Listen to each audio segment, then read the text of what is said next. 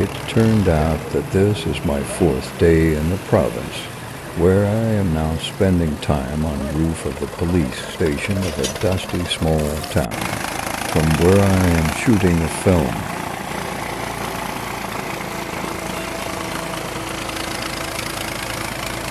Government restrictions mean Balochistan is completely off. Limits to foreigners are only accessible with a permit, call provision I received from Bureau in Quetta a couple of days ago.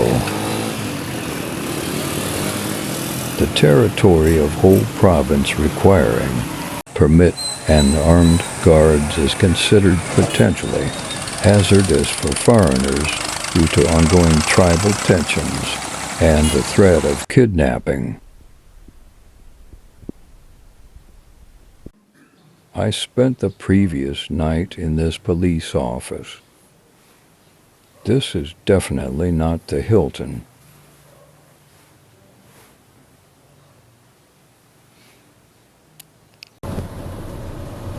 Fortunately for me, today I had the opportunity to leave the province, where I will certainly not be returning anytime soon. As I reach the first big city, Himalayas, I am free again to go wherever I want. But until then, the road leads through many checkpoints, where I am requested to present my documents. Most of the population are semi-nomadic pastoralists and shepherds. Balochistan is outside the monsoon zone and has great extremes of climate.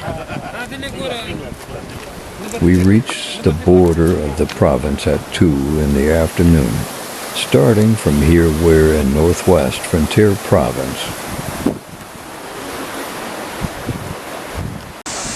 We take a 20-minute break and catch our breath. Finally, I am out.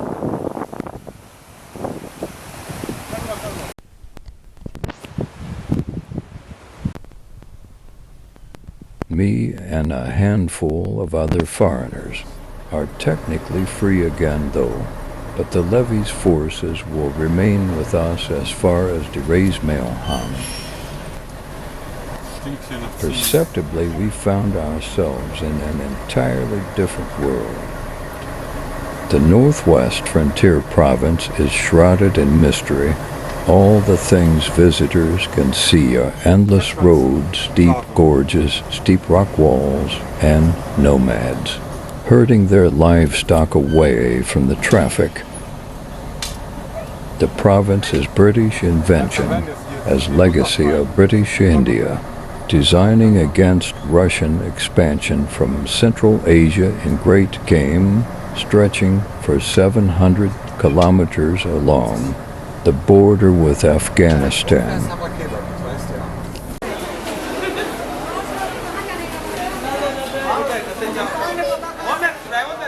After all, I have luckily arrived in the capital and will immediately continue north. My bus leaves to Gilgit in the evening on the legendary Karakoram Highway, and I will arrive next morning.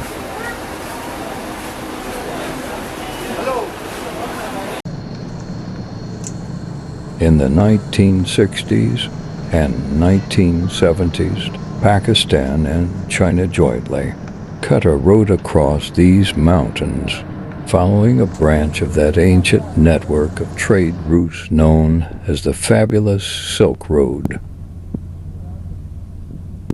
The grandiose plan claimed so many casualties in both sides.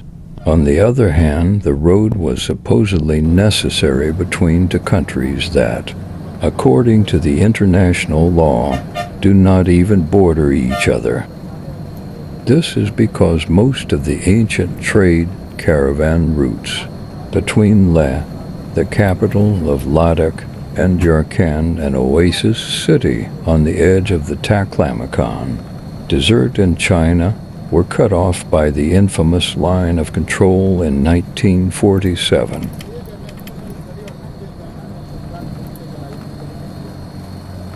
These ancient roads have provided trade and cultural links between Central Asia, the subcontinent, and the Middle East for thousands of years.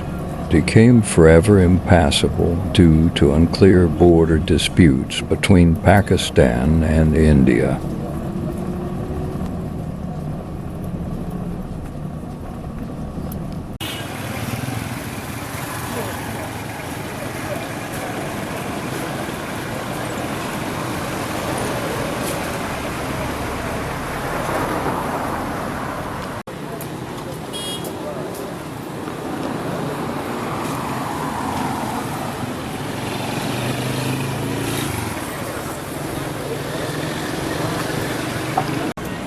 For most travelers, Gilgit is the starting point for their journey into China or the interior of Pakistan, depending on where they are coming from.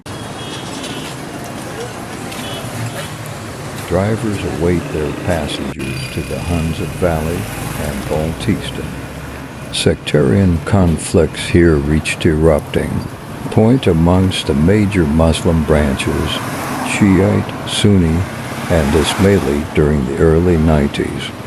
But ever since political reforms in 1990 forgave limited power to local branches of religious-based parties, the situation has calmed dramatically.